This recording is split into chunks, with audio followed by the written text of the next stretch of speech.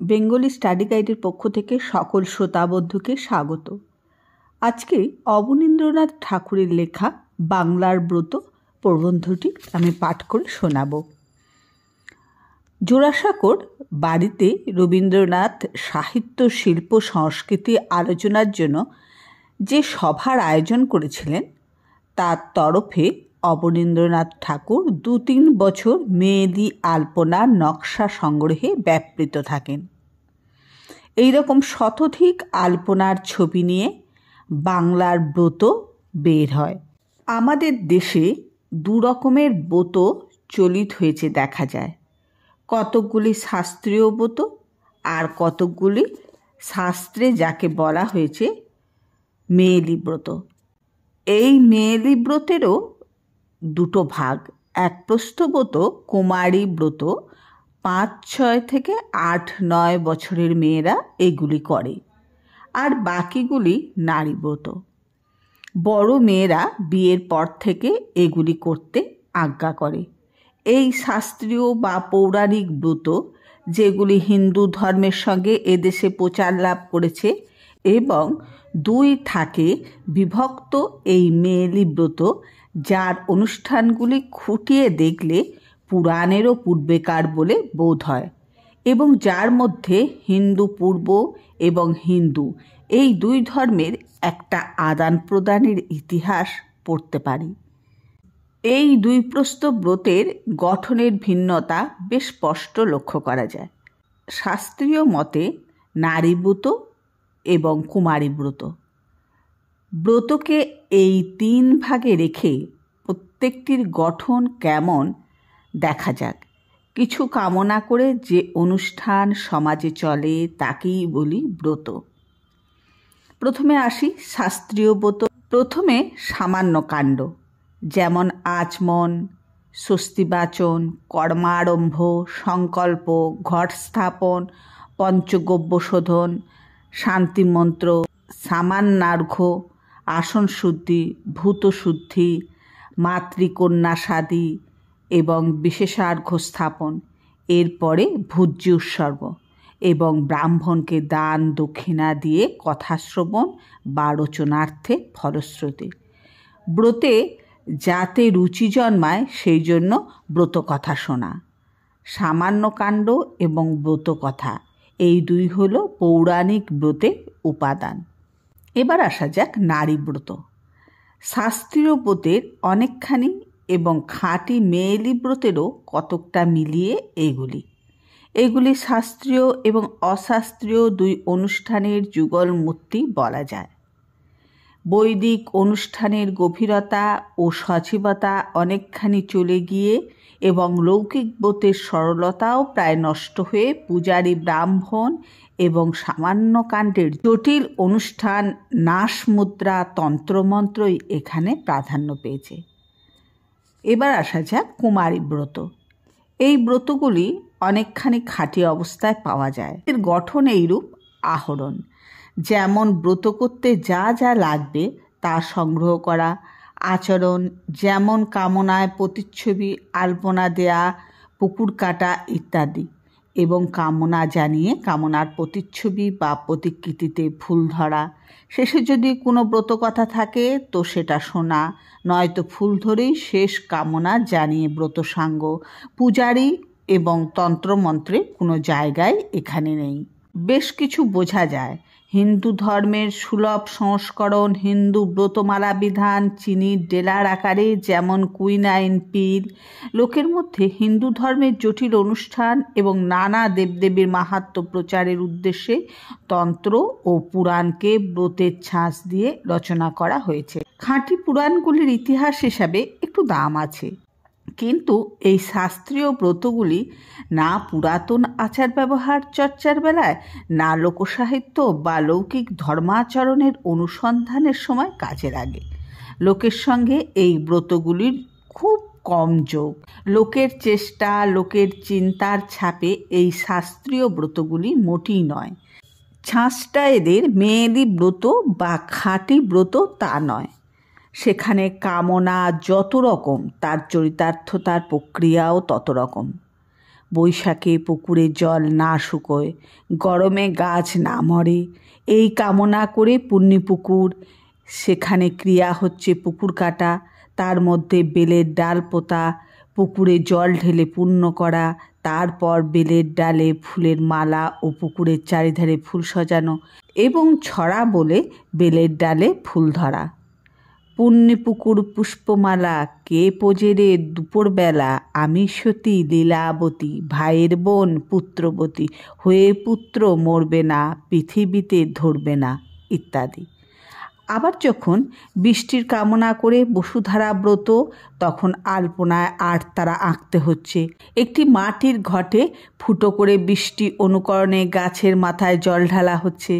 এমনি নানা অনুষ্ঠানের মধ্যে মানুষ কামনা জানাচ্ছে।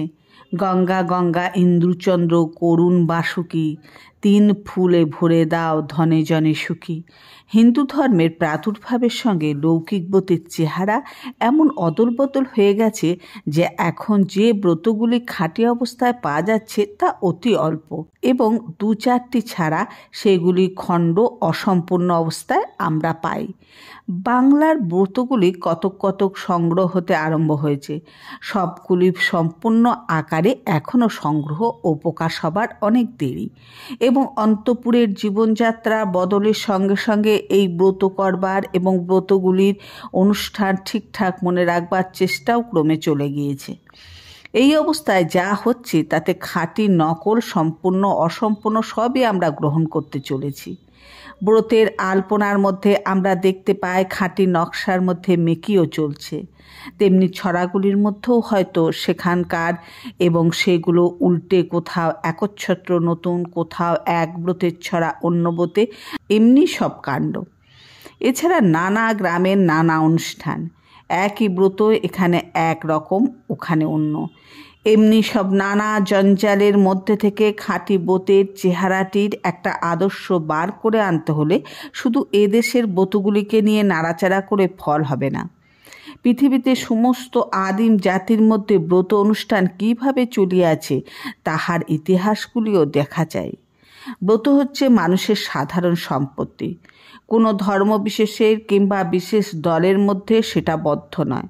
এটা বেশ বোঝা যাচ্ছে। এটাই বেশ বলা যায় যে ঋতু পরিবর্তনের সঙ্গে মানুষের যে দশা বিপর্যয় ঘটত সেগুলোকে ঠেকাবার ইচ্ছা এবং চেষ্টা থেকেই ব্রতক্রিয়ার উৎপত্তি। বিভিন্ন অনুষ্ঠানের মধ্য দিয়ে মানুষ বিচিত্র কামনা সফল করতে চাচ্ছে। এই হলো ব্রত। পুরাণের চেয়ে নিশ্চয়ই পুরনো বেদের সমসাময়িক কিংবা তারও পূর্বেকার মানুষদের অনুষ্ঠান। ভারতবর্ষের বাইরে থেকে এসে ভারতবর্ষের মধ্যে আর্যেরা যাদের দেখা পেলেন তাদের ডাকলেন তারা অন্য ব্রত বলে। এটা ঠিক যে আর্যেরা আসবার আগে এদেশে দলে দলে এইসব অন্য ব্রত ছেলে মেয়ে, যুবক যুবতী, বুড়ো বুড়ি, দলপতি, গোষ্ঠীপতি, যোদ্ধা, কৃষাণ নিজেদের আচার অনুষ্ঠান, দেবতা অপদেবতা, কলাকৌশল, ভয় ভরসা, হাসি কান্না নিয়ে বাস করছিল। এবং এটা ঠিক যে ভারতবর্ষের বাইরে থেকে যারা এলেন এবং এদেশের মধ্যে যারা ছিলেন সেই আর্য এবং না আর্য বা অন্য ব্রতদের মধ্যে সব দিক দিয়ে এমনকি বিয়েতে ও ভোজেতেও আদান প্রদান চলেছিল। কিন্তু তাই বলে পুরাণ ভেঙে যেমন শাস্ত্রীয় ব্রত তেমনি বেদ ভেঙে এই মেয়েলি ব্রতগুলোর সৃষ্টি হয়েছে এই কথা একবারই বলা যায় না। কেননা সমস্ত প্রাচীন জাতির ইতিহাসেই দেখা যায় আদিম মানুষের মধ্যে বায়ু, সূর্য, চন্দ্র এরা উপাসিত হচ্ছেন, ভারতবর্ষে, ইজিপ্তে, মেক্সিকোতে। সুতরাং বাংলার ব্রতের ছড়াগুলি বাঙালির ঘরের জিনিস বলে ধরা যেতে পারে। এটা আরও পরিষ্কার হয়ে উঠবে ব্রতগুলির সম্পূর্ণ চেহারাটি আমরা যখন দেখব। একদিকে ভারতে প্রবাসী আর্যদের অনুষ্ঠান, আর একদিকে ভারতের নিবাসীদের ব্রত। একদল তপবনের ছায়ায় আশ্রয় নিয়েছেন, আর একদল নদীমাতৃক পল্লীগ্রামের নিভৃত নীড়ে বসতি করেছেন। এই প্রবাসী এবং নিবাসী দুই দলের মধ্যে রয়েছে হিন্দু জাতি, যারা বেদের দেবতাদের দেখেছে বিরাট সব মূর্তিতে এবং তারই বিরাট অনুষ্ঠানের ভার চাপাতে চাচ্ছে আদিম যারা তাদের মনের উপরে। কর্মের উপরে, তাদের সমস্ত চেষ্টা ও চিন্তার স্বাধীনতা ও স্ফূর্তি সকলে নিষ্পেষিত করে দিয়ে। বেদ, পুরাণ ও পুরাণের চেয়েও যা পুরনো এই সব লৌকিক ব্রত অনুষ্ঠান, এদের ইতিহাস এইটাই প্রমাণ করছে। দুই দিকে বড় জাতির প্রাণের কথা, মাঝে একটি দল বিশেষের স্বপ্ন। আর্য এবং আর্যপূর্ব দুজনেরই সম্পর্ক যে পৃথিবীতে তারা জন্মেছে তাকে নিয়ে, এবং দুজনেরই কামনা এই পৃথিবীতেই অনেকটা বদ্ধ। ধন, ধান, সৌভাগ্য, স্বাস্থ্য, দীর্ঘজীবন, এমন সব পার্থিব জিনিস দুজনের ব্রত করছে বা কামনা করে, সেটা দেখলে এটা স্পষ্ট বোঝা যাবে কেবল পুরুষের চাওয়া আর মেয়েদের চাওয়া, বৈদিক অনুষ্ঠান পুরুষদের আর ব্রত অনুষ্ঠান মেয়েদের, এই যা প্রভেদ। ঋষিরা চাচ্ছেন ইন্দ্র আমাদের সহায় হন, তিনি আমাদের বিজয় দিন, শত্রুরা দূরে পলায়ন করুক ইত্যাদি। আর বাঙালি মেয়েরা চাইছে রণে বনে এও হব, জনে জনে সুও হব, অকালে লক্ষ্মী হব, সময়ে পুত্রবতী হব। এর সঙ্গে পৃথিবীর ব্রতের শাস্ত্রীয় প্রমাণ মন্ত্রটি দেখি। বসুমাতা দেবী গো, করি নমস্কার, পৃথিবীতে জন্ম যেন না হয় আমার। এই যে পৃথিবীর যা কিছু তার ওপরে ঘোর বিতৃষ্ণা, এবং গোকুলে গোকুলে বাস, গরুর মুখ দিয়ে ঘষা, আমার যেন হয় স্বর্গে বাস। এই অস্বাভাবিক প্রার্থনা ও স্বপ্ন, এটা বেদেরও নয়, ব্রতেরও নয়।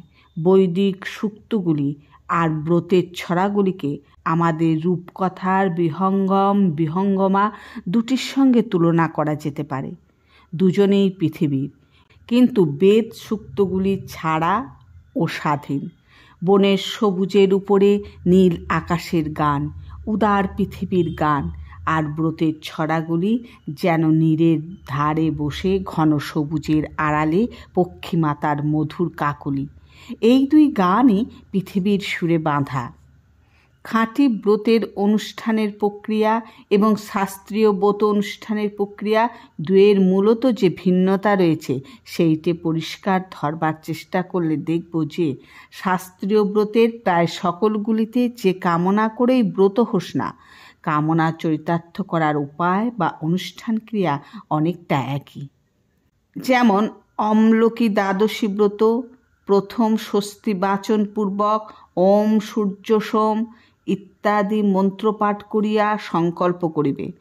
ওং আদ্যেতানি মাঘে মাসি শুক্লে পক্ষে দ্বাদশ স্তৌথ অমুক গোত্রা শ্রী অমুকী দেবী, বা শূদ্র হলে দাসী, পুত্র পৌত্রা দানববিচ্ছিন্ন সন্ততি, ধন ধান্য সৌভাগ্যদি প্রাপ্যান্তে বিষ্ণু লোকগমন কাম্য, আদ্যারভ্য একবর্ষ পর্যন্ত প্রতি মাসয় শুক্লা দ্বাদশং গণপত্যাদি দেবতা পূজা পূর্বকং বা সলক্ষী বিষ্ণু পূজামলকী যুক্তভোজ্য দানপূর্বকম বিষ্ণু পুরাণোক্ত বিধি মলকী দ্বাদশী ব্রতমহং করিয়স্যে, পরে সামান্যার্ঘ আসনশুদ্ধ ভূতশুদ্ধি ইত্যাদি। সামান্যকাণ্ডের পুরো অনুষ্ঠান করে ব্রতকথা শ্রবণ। মোটামুটি সব ব্রতেই এই প্রক্রিয়া। পুত্র পৌত্র কামনা, তারও চরিতার্থতায় যে মাত্রা, যে ক্রিয়া, অন্য কিছু কামনা করেও সেই সব ক্রিয়া। কেবল কোনোটা ব্রহ্মপুরাণের মতে একটু আধটু এদিক ওদিক করে। সব কামনার এক ক্রিয়া, সব রোগের এক ওষুধ, বা সব সিন্ধুকের একই চাবি। অর্থাৎ ব্রত যে কী ও ব্রত যে কেন, তা এদেশের এবং অন্য দেশের দুটি ব্রত পাশাপাশি রাখলেই আমাদের কাছে পরিষ্কার হয়ে উঠবে। আমেরিকার হুইচল জাতির মধ্যে বৃষ্টি কামনা করে একটি ব্রত, একটি মাটির চাকতি বা সরা, তার পিঠে আলপনা দিয়ে সূর্যের চারিদিকে গতিবিধি বোঝাতে ক্রসের মতো একটা চিহ্ন, সেই চিহ্নের মাঝে একটি গোল ফোঁটা, মধ্যদিনের সূর্যকে বুঝিয়ে এরই চারদিকে সরার কিনারায় সব পর্বতের চূড়া, এবং চূড়াগুলির ধারে ধারে ধান ক্ষেত বোঝাবার জন্যে লাল ও হলুদের সব বিন্দু। তারই ধারে বৃষ্টি বুঝিয়ে কতকগুলি বাঁকা বাঁকা টান। সবার জন্য পিঠে লাল নীল হলুদ রঙের বানে ঘেরা চক্রাকার সূর্যমূর্তির আলপনা লিখে পূজা বাড়িতে রেখে ব্রত করা। হয়তো এই আলপনা দিয়েই ব্রত শেষ, হয়তোবা ছড়াও কিছু বলা হয়। আমাদের দেশের একটি ব্রত ভাদুলি। এটি বৃষ্টির পরে আত্মীয় স্বজনের বিদেশ থেকে সমুদ্র যাত্রা থেকে জলপথে স্থলপথে নিরাপদে ফিরে আসার কামনায়। ভাদুলির মূর্তি জোড়াছত্র মাথায় জোড়া নৌকায় লিখে চারিদিকে নদী সমুদ্র কাঁটাবন নানা হিংস্র জন্তু নৌকো ইত্যাদি আলপনায় দিয়ে এই ব্রত করা হয়। এক একটি আলপনার চিত্রে ফুল ধরে, এবং সেই আলপনা যে কামনার চিত্রে ফুল ধরে এবং সেই আলপনা যে কামনার প্রতিচ্ছবি একটির পর একটি ছড়ায় সেই কামনার উচ্চারণ করে। যেমন নদী আলপনার ফুল ধরে বলা, নদী নদী কোথায় যাও, বাপ ভাইয়ের বার্তা দাও। এমনি প্রত্যেকবারে ভিন্ন ভিন্ন আলপনাতে রকম রকম ছড়া বলে ফুল ধরে ভাদুলিকে প্রণাম করে ব্রত শেষ। যেমন এই ব্রতে তেমনি অন্য ব্রতেও কখনো ফুল কখনো সিঁদুর কৌটো এমনি নানা জিনিস এক একটি আলপনার ওপরে রেখে ছড়া কাটা ও শেষে ব্রত কথা শোনা হচ্ছে এদেশের ব্রত করা। ব্রতে ফুল ধরার আর পূজার ফুল দেবাতর চরণে দেয়ায় একটা তফাৎ আছে। ব্রতে ফুল ধরার অর্থ এই নয় যে নদীকে কি বাঘ মুখ ইত্যাদি চিত্রমূর্তিতে ফুল দিয়ে উপাসনা। নদীর কামনা শেষ, বনের কামনা শেষ, এইটি মনে রাখবার জন্যেই ফুলটা। কতকটা হিসেবের খাতায় লাল পেন্সিলের দাগ, গণনা ঠিক রাখতে। যার উপরে ফুল পড়লে তিনি সাক্ষী রইলেন যে ব্রতী তার কামনা জানিয়েছে। যেমন বসুধারা ব্রতের ছড়াটিতে স্পষ্ট বলা হয়, অষ্টবসু অষ্টতারা তোমরা হলে সাক্ষী, 8 দিকে 8 ফুল আমরা রাখি। এই দেশের দুটি ব্রতের মধ্যে একই জিনিস কতকগুলি হয়েছে, কিন্তু কামনা করে দুটোই করা হচ্ছে। কামনার প্রতিচ্ছবি আলপনায় যেমন জলপথে নিরাপদে আসার কামনা নদীর আলপনা ব্যক্ত হয়েছে, তেমনি কামনার প্রতিধ্বনিটি দিচ্ছে ছড়া। যেমন নদী নদী কোথায় যাও, বাপ ভাইয়ের বার্তা দাও। এই হলো জলযাত্রীর খবর। যখন জলপথ ছাড়া বিনা তারের সাহায্যে আকাশ দিয়ে আসবার সম্ভাবনা ছিল না, ব্রতের পর সকল ব্রতীরা মিলে ব্রত কথা শোনা। ব্রতের এই অংশটার সঙ্গে কামনার যোগাযোগ এবং অনুষ্ঠানেরও যোগাযোগ ততটা নেই। কেননা দেখি কোনো ব্রতে কথা আছে, কোনো ব্রতে নেই। এটা কতকটা ক্রিয়াকর্ম শেষ করে গল্পগুজব করা, গ্রামের 5 জন মিলে। ব্রতে এই সবই রয়েছে, কবিতা চিত্র উপাখ্যান গদ্য পদ্য মগুন শিল্প। এর মধ্যে ছড়াগুলি সহ একরকম নয়। কোথাও দেখব সেগুলি নাটকের মতো পাত্রপাত্রী এবং নানা দৃশ্য ও অঙ্গভেদে সাজানো। যদিও খুব ছোট, কিন্তু এই সব ছড়ার অভিনব করার উদ্দেশ্যেই যে গাঁথা হয়েছে সেটা বেশ বোঝা যায়। ব্রতগুলিকে সম্পূর্ণ আকারে যখন দেখব তখন পরিষ্কার বোঝা যাবে সেটা নাটক কি ছড়া। ব্রতের মধ্যে পুরাকালের ধর্মানুষ্ঠানের সঙ্গে চিত্রকলা নাট্যকলা নৃত্যকলা গীতকলা উপন্যাস উপাখ্যান পর্যন্ত পুরাণের দেবদেবীদের উৎপত্তির ইতিহাস, এই আদান প্রদানের ইতিহাস। ধর্মানুষ্ঠানের দিক দিয়ে শাস্ত্রীয় ব্রতগুলির ঐতিহ্যকেও তাই। কেবল এই মেয়েলি ব্রতগুলির মধ্য দিয়ে আমরা সেই সব দিনের মধ্যে গিয়ে পড়ি যেখানে আমাদের পূর্বতন পুরুষ অন্য ব্রতরা তাদের ঘরের মধ্যে রয়েছেন দেখি। সব উপরে হিন্দু অনুষ্ঠানের অনেকটা গঙ্গা মৃত্তিকা গৈরিক এমনি সব নানা মাটির একটা খুব মোটা রকমের স্তর, তারপর বৈদিক আমলের মূল্যবান ধাতু স্তর, তারও তলায় অন্য ব্রতদের এই সব ব্রত, একবারে মাটির বুকের মধ্যেকার গোপন ভাণ্ডারে। এই সব অতি পুরাতন ব্রত এখনও কেমন করে বাঙালির ঘরে করা হয়। এই উত্তরে বলা চলে, আমাদের সদর অংশটা যতটা বদলে গেছে, আমাদের অন্তঃপুরটা তার সঙ্গে সঙ্গে তো বদলে যায়নি। সেটা কাল, তার পূর্বে এবং তারও পূর্বে, যা আজও তা।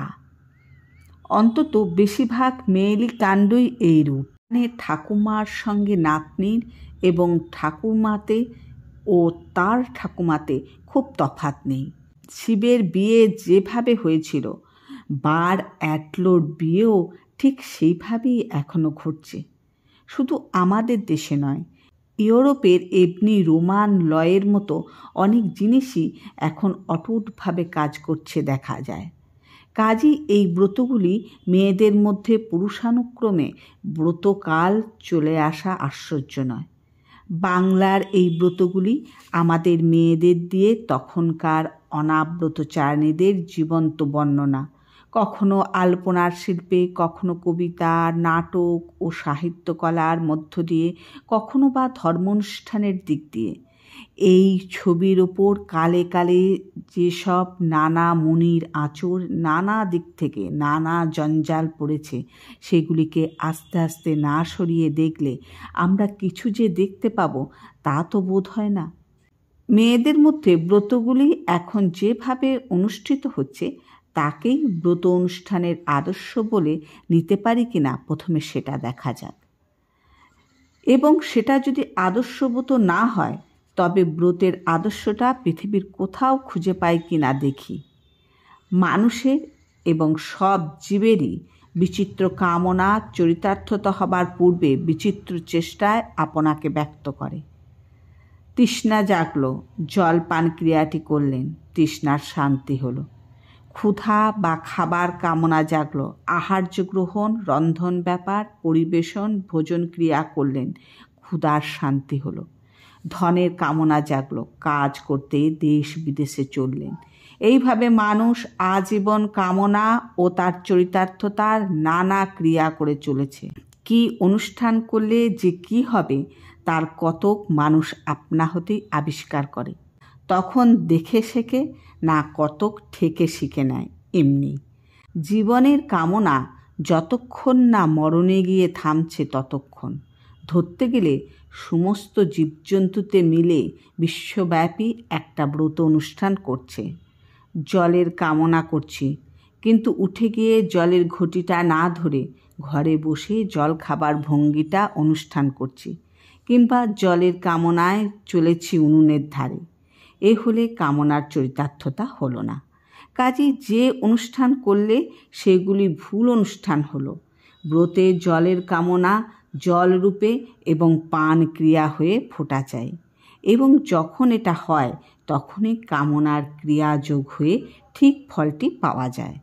মানুষের এই সব বিবেচনার ছাঁচেই কতকটা তাদের আদিকালের ব্রতগুলি ঢালা হয়েছে দেখা যায়। একজন মানুষের কামনা এবং তার চরিতার্থতার ক্রিয়া ব্রত অনুষ্ঠান বলে মনে করা যায় না, যদিও ব্রতের মূলে কামনা এবং চরিতার্থতার জন্য ক্রিয়া।